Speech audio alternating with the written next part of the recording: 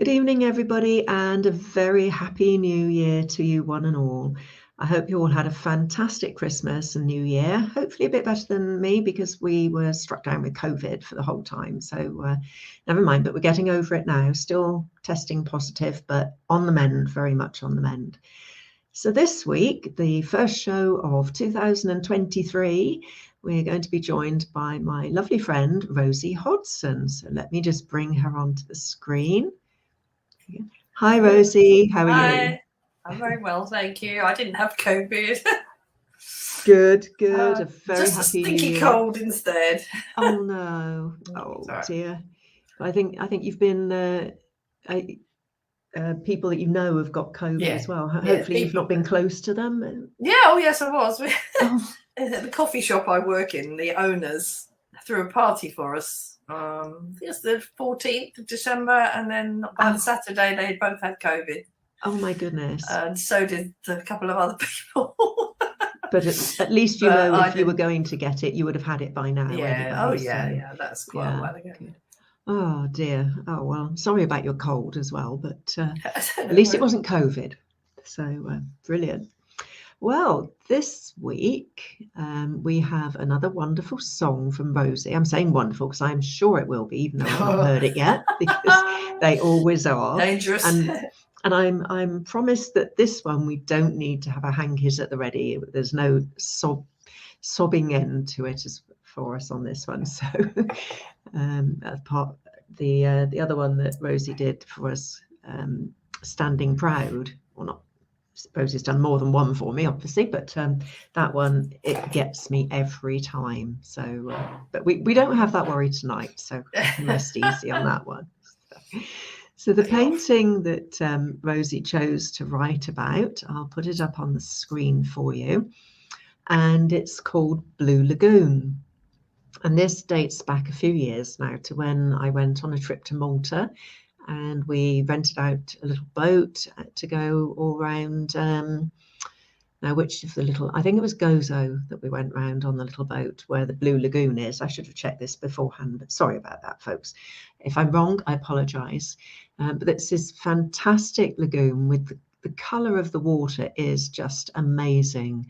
I guess it must be reflecting the sky, but it's just so vivid and absolutely gorgeous. And that was the scene that I wanted to portray here, with a typical little Maltese building up on the top of the cliff there. And it was beautiful weather as well. Rather lovely sunny scene for you to write about, Rosie. So yes.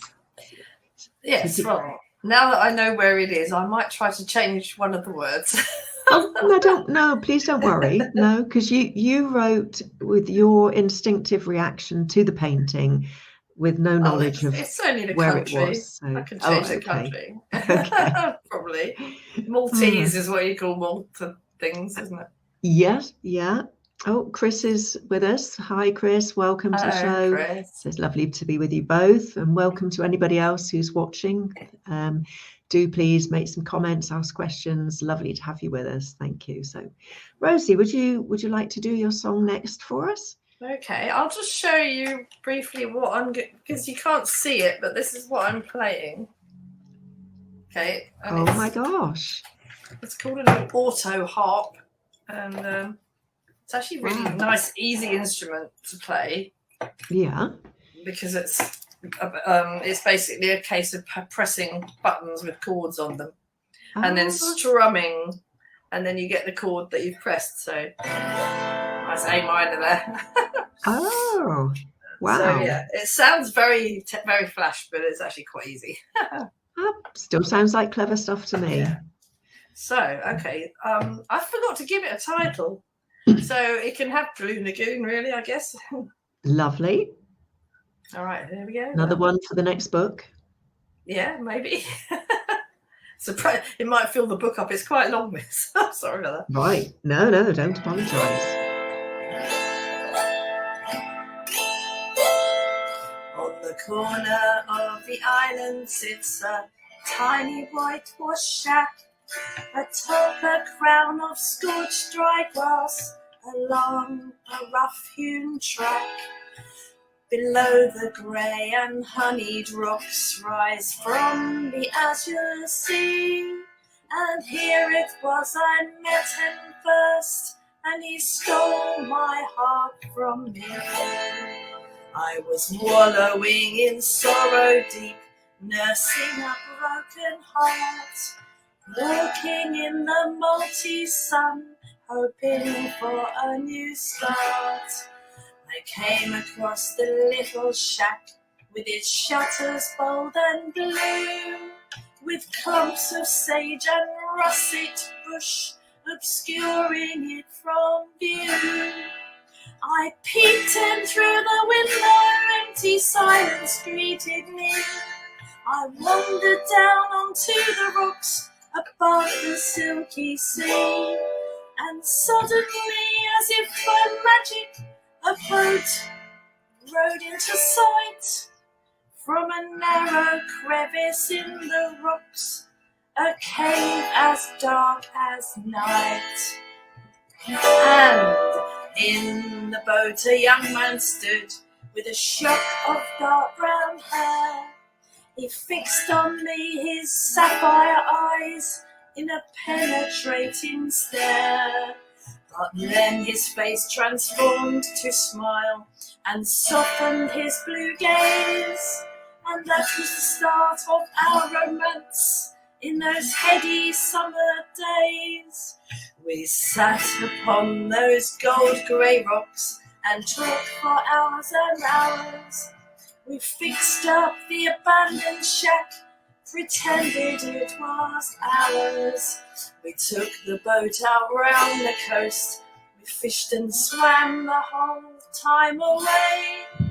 But we never spoke about the crevice from which he'd come that day. And once when looking from the sea, I noticed something odd. The crevice and surrounding rocks had the face of a demigod. I found myself, my spine a tingling, my heart quickened its pace, and I felt a sense of evil as I stared into that face. Turn the page. And sometimes when I'd visit there, the boat and he were gone, with no real explanation to pin my hopes upon. And I would wander aimlessly through the scrubland up above. Was it just a holiday fling, or was it really love? And one day, as the summer days were coming to an end, I walked the rough path to the shack and came on round the bend to see my young man bound in cuffs by the noble boys in blue. His boat was full of sacks of powder white, its name I knew. So he lifted up his tousled head and fixed me with those eyes. And then I knew that all he'd shared was just a pack of lies. So now I sit on the honey rocks above the azure sea, in the very spot I met him when he stole my heart from me. Oh my goodness. Wow, that's a different one. My gosh, love it. Yeah, well, I saw that face. Can you see the face? That I can. Two eyes and then the sort of nose slit. Yeah, yeah. And I can imagine that boat coming out from that slit in between those two sets of rocks, and then he's obviously like up to no good, but he's charming and you know. I'd never seen the face in the rocks before either. So wow. Chris says excellent, by the way. Well done, Rosie. Thank you, Chris. I can't see anybody's comments actually. I don't know why. Oh, you should see them down the side, but anyway, there we are. So put that one on the screen for you. There we are. Oh, thank you. Oh, that was great. I loved it. I love that twist at the end as well. The boys in blue. Ooh. Yeah. Yeah. Just a day of holiday romance, and then drug smuggler. Yeah. Oh. Yeah. Sorry, I ruined your painting. No, not at all. No. It did remind me of like stories I read when I was a kid. I'm just gonna take this. Yeah. Oh, because I can't show mine. But yeah, the sort of Enid Blyton ones, where they're all going to an island and there's something going on, isn't there? And yes. There's usually a cave and exciting stuff going on, and a little abandoned building for them to make their den. Yeah, and then they just manage to uncover the criminals and tell the police just in time. Yes, got away with it too if it wasn't for you meddling brats. Absolutely. And it also reminds me of those awful magazines that you buy when when you can't have anything else to read, and they're like holiday romance stories, and they always they're always set in a place like that, aren't they? Yes, yeah. Little sort of dear, rough, half abandoned shack, gold rocks, all the rest of it. Yeah, and the bronze tousle head, sapphire blue eyes, yeah. Yeah, you can't trust men like that. No, that's definitely true. Yeah. Oh dear, thank you very much for writing that. It was lovely. Okay. So, Rosie, tell us a bit about what you've been working on recently. I know you've been busy, and I think there's something that you're not actually really allowed to show us very much. So, well, I've just, I've been, basically, I've been quite lucky. At the end of 2022, I sold quite a few paintings that I'd already done. So I sold the Titanic painting that I don't know if you've ever seen that one. Excellent. And I sold the one that was a little canvas of an owl. I think I might have shown you that last time we were on. Yeah. Yes. And did I show you the teeny weeny one? I don't think I did because I've not been on since then. Let's grab. I can see that. It's about the smallest canvas I've ever done. It's a 6 by 6 inches. Oh right. Let me take the painting. There we go. Now we can. Oh, lovely. And that's basically my village green with and then the sun was. I've exaggerated the colour because it was. It was kind of those colours, but it was not as bright as that. That is so lovely, Rosie. Really good. I'm sure that one will get snapped up really quickly. Yeah. It's beautiful. And then the most recent thing I've been doing is when we went to Durham, I took some lovely photos, and I did like a little poll on my Facebook page, like which of these should I paint first or paint at all? And they suggested the castle.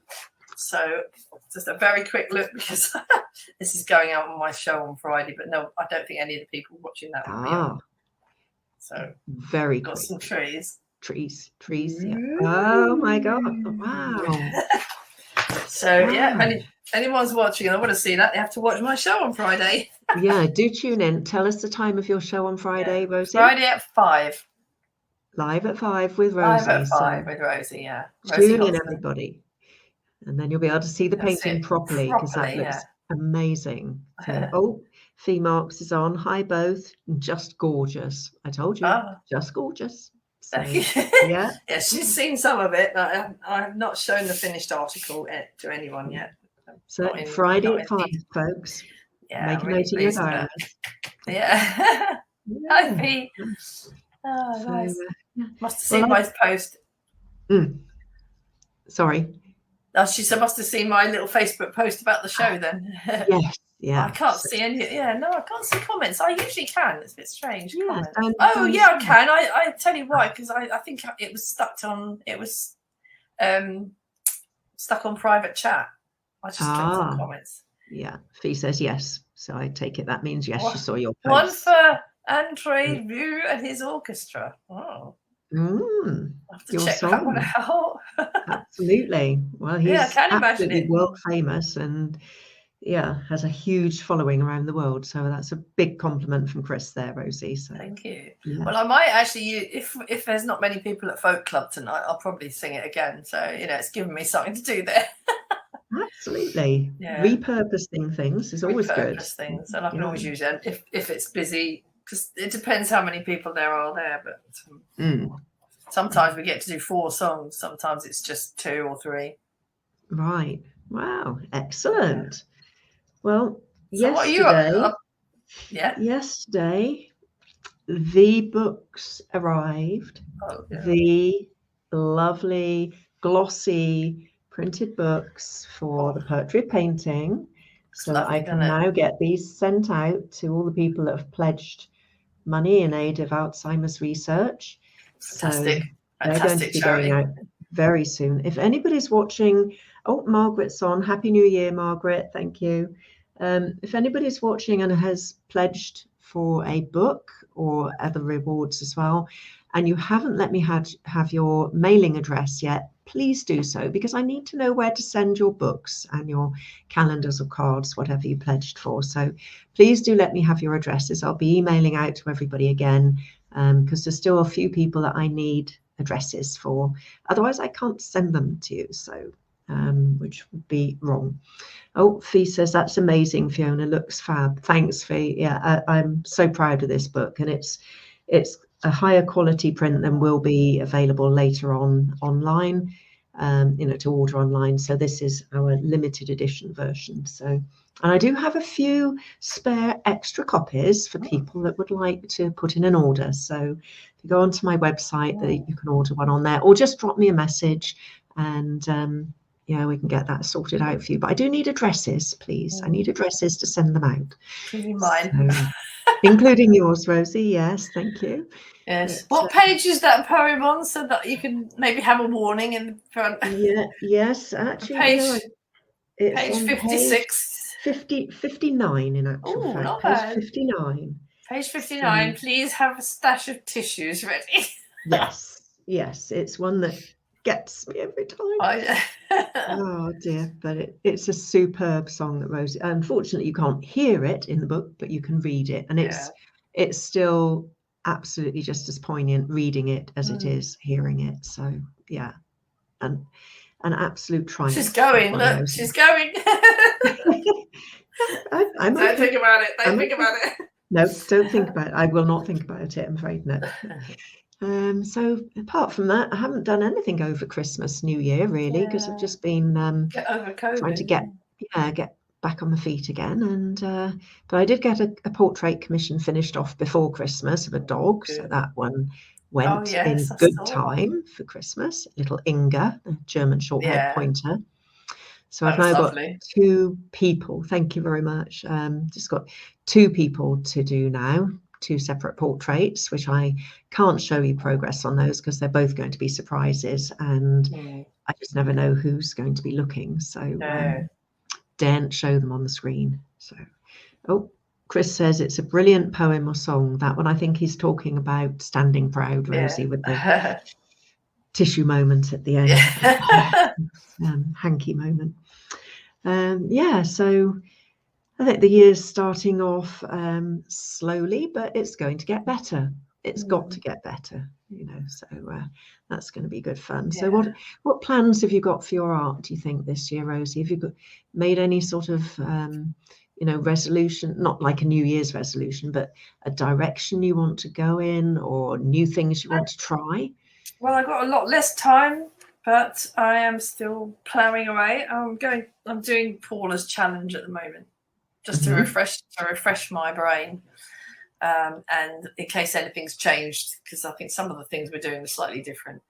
And also, but I'm trying to sort of hone down on this light, doing lots of lights and shadows, and my main things to try and do are reflections, light and shadow.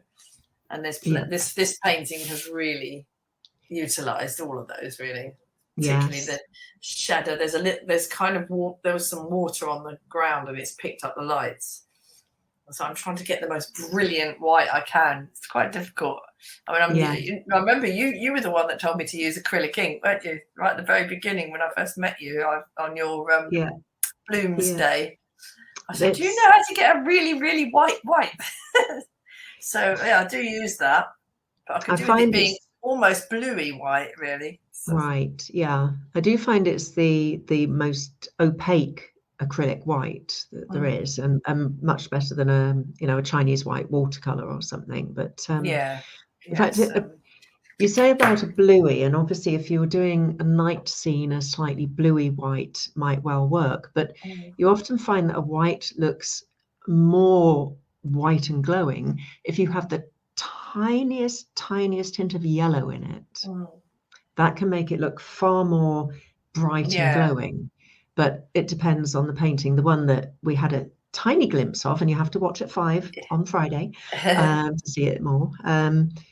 That looks to me more like it needs a cooler white on that one. Yeah.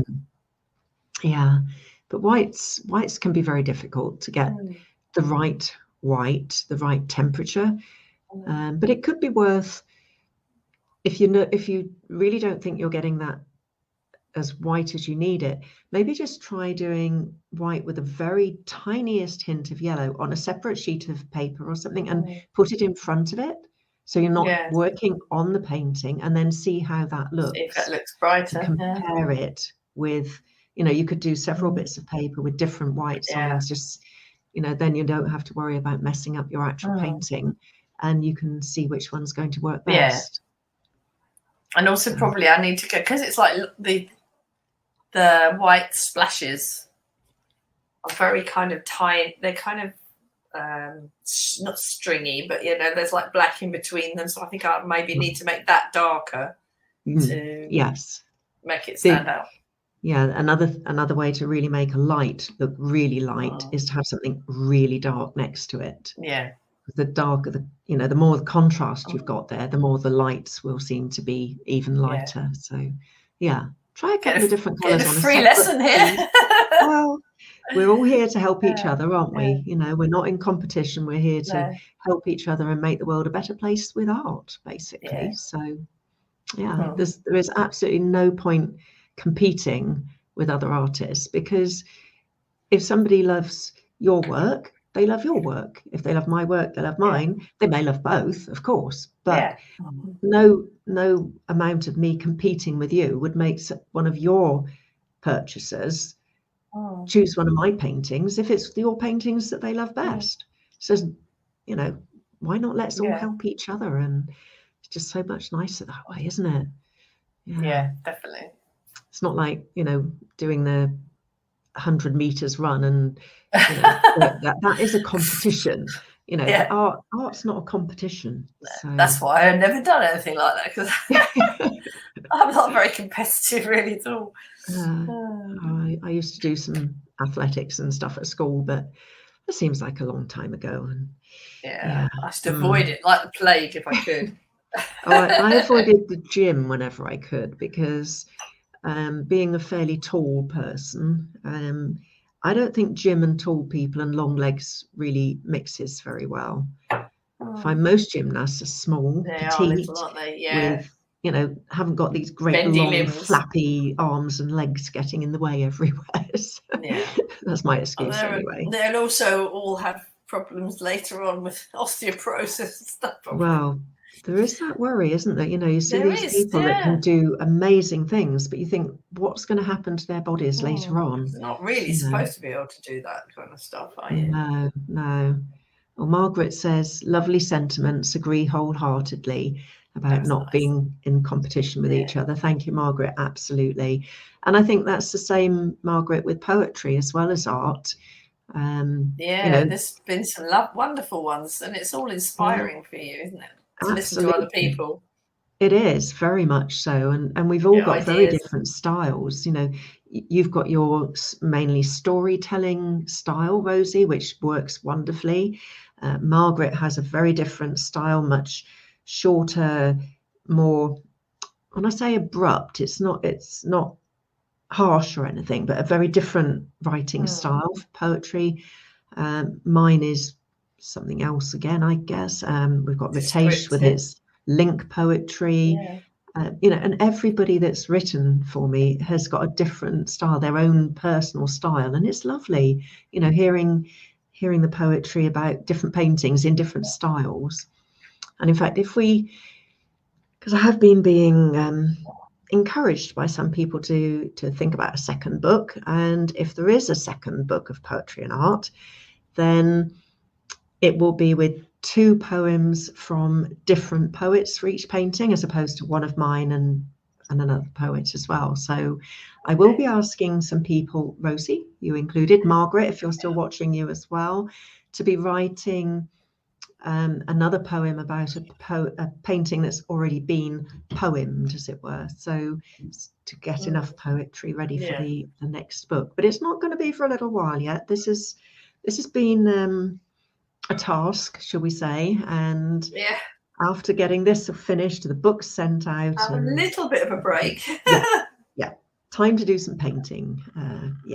So but it's been a really good experience, and the best thing, of course, is that it's raised so much money for Alzheimer's Research UK, and all future sales of the book will also carry on raising money for them. So as certainly myself, with my mother in advanced stages of Alzheimer's, and I know so many people who've experienced this with friends, relatives, and so on, that there's so many people that it affects, and it could even affect us at some point. Let's not think about that.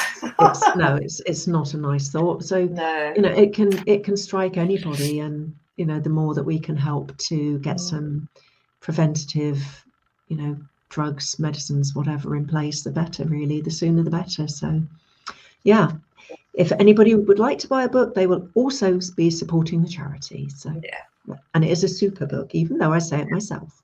It looks fab. Can't wait to get mine. Well, send me your address and it'll be off on its way to you very quickly. I will do that. As soon as I finish here, I'll go and do it. Excellent. Well, Rosie, I know I can't keep you on here too long because you have got your folk club tonight, where you may be doing the song again for a second time the same evening. If there's time. So thank you ever so much for writing such another beautiful story poem about one of my paintings. That's lovely, with a twist in the tale again. So it was really good. Thank you so much. And thank you for giving us a sneak peek of your painting. We look forward to seeing that in future on social media and on your show on Friday, of course. So lovely. So thanks everybody for watching and making comments. Lovely to have you all on board. And again, really happy New Year to everybody. Chris says he hopes you perform again. So lovely, another vote of confidence there. And have a jolly good week, everybody. I'll be back again next week with another episode of The Poetry of Painting with another poet doing some wonderful wordsmithing about another of my paintings. So take care, everybody. Have a good weekend. Try not to get COVID like we did. And if you've already got it, I really do sympathise and hope that you're better very, very soon. Or if you've got cold or anything else, I hope that you're all back to very full, complete health very quickly, and enjoy 2023. So thanks, everybody. Thanks again, Rosie. See you soon, everyone. Okay. Bye. Bye.